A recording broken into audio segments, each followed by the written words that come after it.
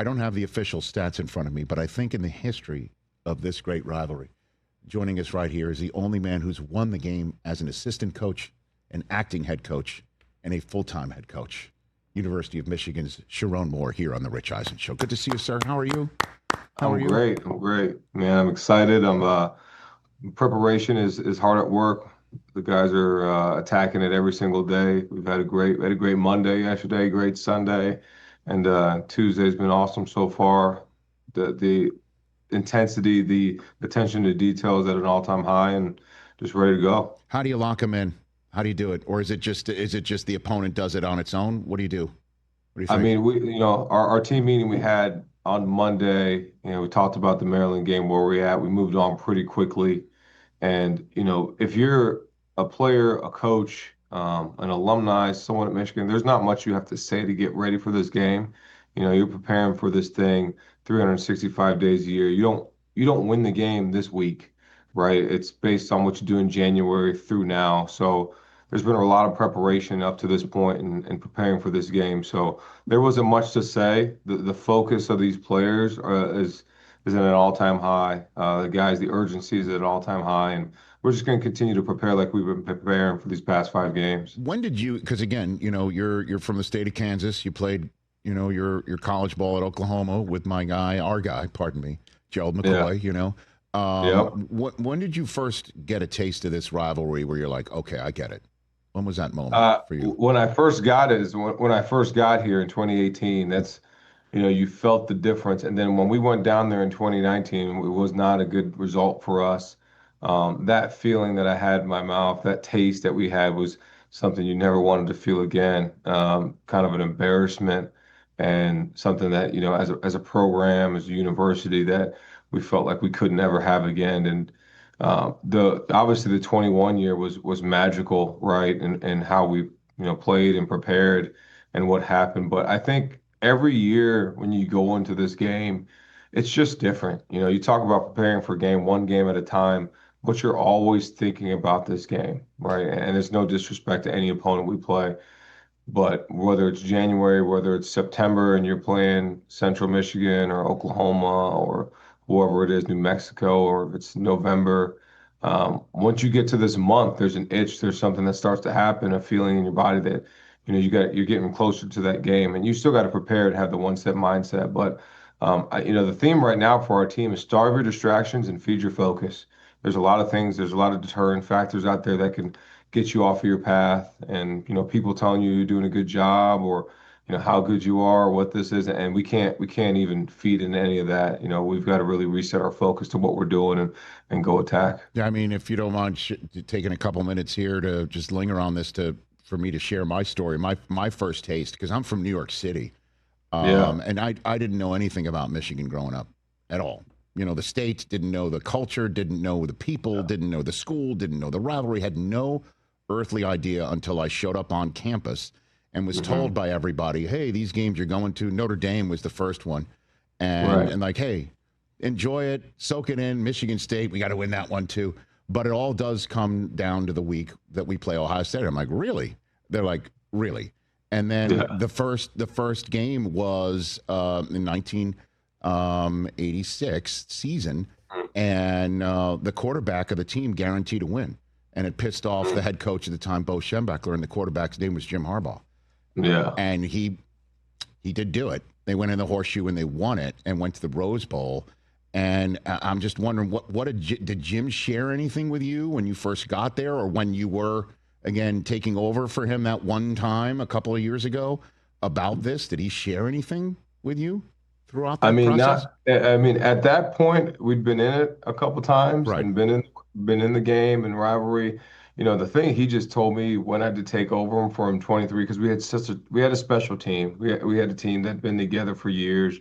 I just had Trevor Keegan text me just now, and Blake Corum, the other day, and just texting with those guys, and Trevor's like, "How you feeling? Are you feeling dangerous? Are you feeling confident?" Nice. And it's just different, right? And the thing that Jim told me, he said, "Just do you." He said, "Do you, and you'll be just fine. You'll have success, but just trust your training, trust the players." Yesterday we talked to the team about trust in your technique and trust your coaches, but at the end of the day, you got to trust your brothers.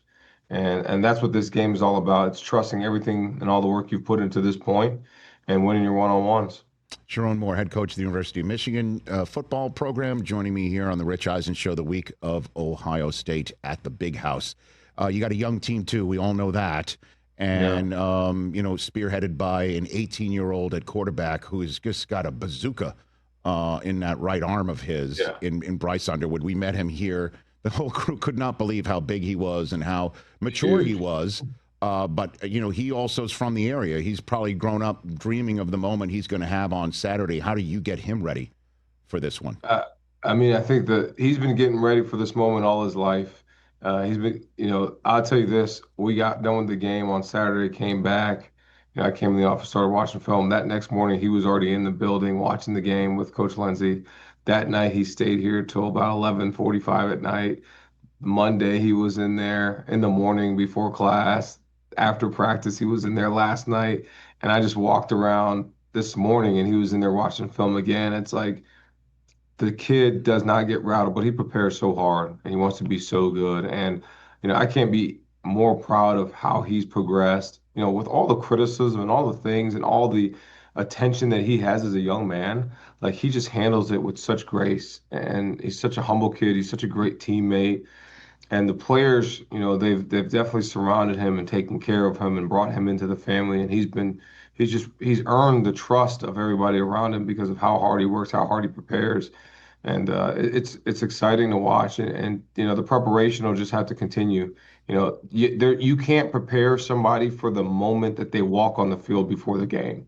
There's a feeling that you have at that moment in the game that I can tell you, I can explain to you, but I can't describe to you. Last year we walked into the horseshoe and Jay Sean Barham, who'd played at Maryland and played in the game before, comes to me and said, "Oh yeah, coach, this is what you're talking about. I feel it. It's different." So like, there's a feeling in this game that you cannot describe, that you just have to feel it, and you have to let the players feel that. It's like putting on your favorite song in your earpiece in your headset, on your AirPods before the game, or your Beats, and listening to it and getting hyped up before a game. That's the feeling that you're going to get. It's something you can't describe, and you just have to let everybody handle it and feel it themselves. Well, moments ago, Coach, you mentioned the first few games of the year, the opponents that you had. How is Bryce different now than he was then? What's he improved in?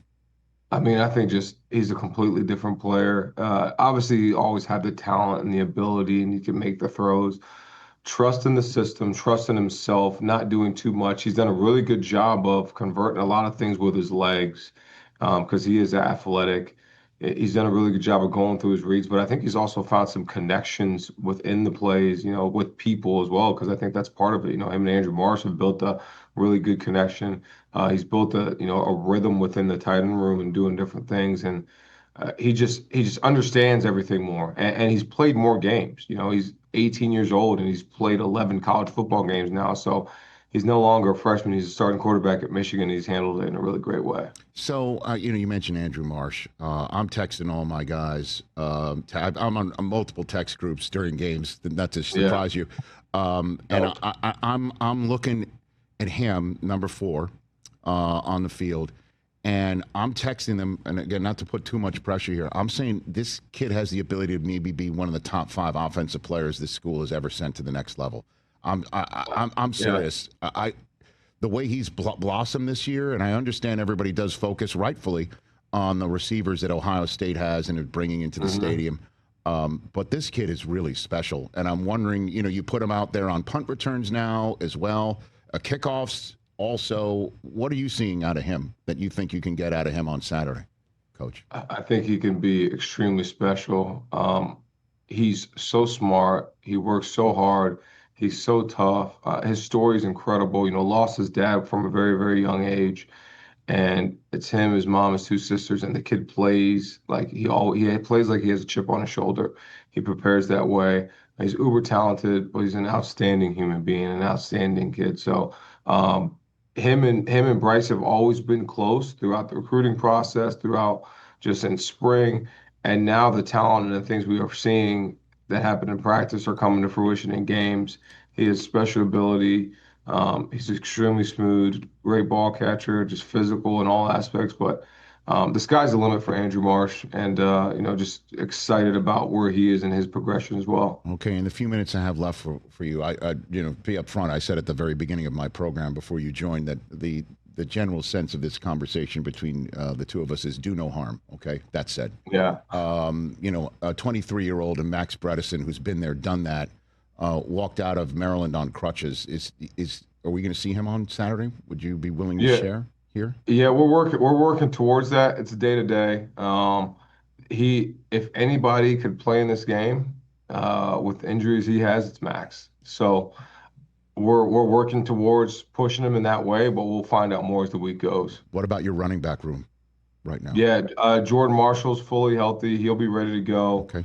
And along with, we got Bryson Clousdale, who played last game and played a really good game, and Micah Capana and Jasper Parker. So feel good about that running back room. You wish you had Justice Haynes, but feel good about where we are. Coach Alfred has done an outstanding job developing all those guys, and the O-line is progressing exactly how you want them to. And I feel extremely proud of this offense. The defense, obviously, and how they've played. They played so physical. They played, they're star-studded everywhere.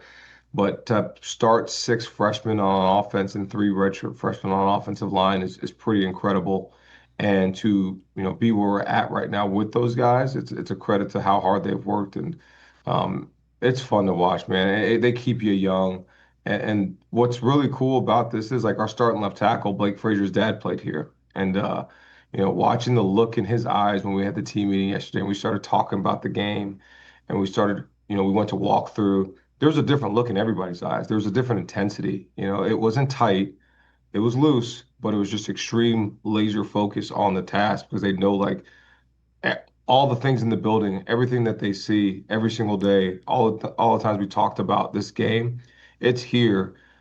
So there's no room for error, but there's no room to panic, right? Pressures are privilege, and as long as you're prepared, there's no real pressure. So we got to continue to just attack every day like we've been doing. And I don't want you to reveal the playbook, but how about this as a general question? Have you been running an offense over the past several months with plays in your back pocket to set up for this game that you're about to pull out on Saturday?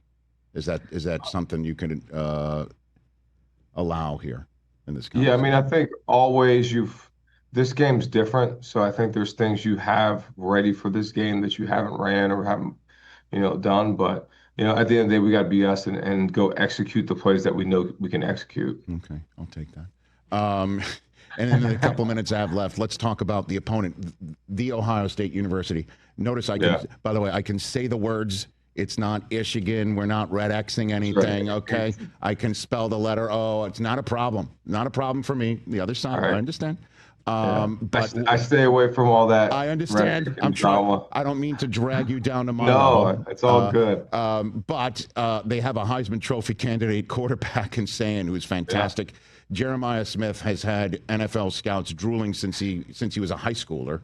What's your game plan for these guys? Just obviously, there's more too. I don't know if you're expecting to see Carnell Tate. What's your 2 cents on that front? Yeah, we're going to prepare like they're all playing and just be ready to react if they're not. But we expect them all to play. I have the utmost respect for Coach Day and the program and the history of the program and what they've done and how they've played this year. They've been dominant throughout the whole year. Julian Sanders he's an excellent quarterback. Great timing, great precision, great job using his pocket awareness. The skill guys are elite. Carnell and Jeremiah, along with Brennan Ennis and Maxwell Clare, like, they're all really good. There's not a lot of weak spots on that. And then with the running back room, they're extremely good too. They're physical, and O-line's good. So offensively, Coach Day is always going to have a great scheme from an offensive standpoint of what they do. And defensively, Coach Patricia's come in and just made that defense even better. They play together, they play tough, they play physical. So we're going to have our game plan nice and tight and be ready to go attack. Yeah, I mean, I've known Patricia from his times just down the road there when he was the head coach for the Lions, and he couldn't have been nicer. He donated. He donated to my charity for St. Jude. But Saturday, I don't know him anymore. You know what I mean? Like that's it. That's what this is all about. And I mean, Coach, and everybody knows that the Buckeyes are coming to the Big House with their flag. They have a flag. They probably have the pole picked out. They probably worked on that for months. They probably have the flag. It might have been stitched by somebody named Betsy Ross in Columbus. You know, like they are ready to bring one to the stadium and put it right in the middle of the 50-yard line. You know that. I know that. Do you mention that to the players specifically and say, not Saturday, not here? Do you say those words? Have you said those words to them? No, we haven't talked about the flag or what happened last year, or before the year I addressed definitely just after games what our procedure was and how we're going to take care of business. But I can't try to make it about vendettas or what they possibly could do or try to do. We know what their mindset is and their goal is, but we know what our mindset and goal is, and we've just got to go execute and play our style of football on Saturday. And do you talk about the stakes, about college football playoff opportunities and things like that? Have you voiced that? Yeah, I mean, I think usually, during the season, we don't talk a lot about the goals, and I don't want them to be obsessed with the goals and the outcomes. I just want them to be obsessed with the process of how we have to do things and how we have to go execute. But I thought it was important on Monday for them to come to fruition of like, guys, this is the opportunity that you put yourself in to be able to be in this position to possibly get in the college football playoff and possibly go to the Big Ten championship, depending on what happens with the Washington-Oregon game. So they know that and they understand the stakes, but I also don't want them to lose sight of how they've prepared to this point to go, be in this position. So we definitely talked about it and they know about it. And I'm sure they're all on their phones because they all are. You try to eliminate that as much as you can, but that's what it is. That's how college football is now. That's how this day and age is. The Gen Alpha crowd, or I guess they call them, or whatever it is. Like, that's how it is. So our guys are completely, they have knowledge of where they're at, what they need to do. But at the end of the day, we just got to go prepare. And it starts with a great day today. All right. I finished this interview with something that I rarely do. I don't think I've ever done it before. Is there anything I can do for you? What can I do to help? Anything? Just keep being you, Rich. You're the man. Okay. I appreciate all your support. Your continued support, your positivity, your blessings. Pray for us. Pray for everybody. Everything you do is top notch, first day, first class, and we're just excited and we're glad that you're an alumni of Michigan. Thank you. You represent us in the best way. I appreciate that. I wasn't fishing. I literally meant, is there anything I can do? There's no need to fish, man. You are the man. Thank you. If there's anything I can do, you just let me know. In the meantime, I'm going to say I'm going to be writing checks that I hope you'll let me cash. That's right. Figuratively, okay? I want everyone to know that. Figuratively, I'm verbally writing checks from this seat. But I look forward to the game, and I wish you the best of luck, obviously. And we'll chat real soon. Thanks for the time. I appreciate you, Rich, man. Go Blue. Go Blue. That's Sherrone Moore, head coach of the University of Michigan football program, and a pretty big week on the Rich Eisen Show. Hey, you made it all the way to the end. Thanks for that. Check us out every single day streaming live on Disney Plus and the ESPN app 12 to 3 Eastern.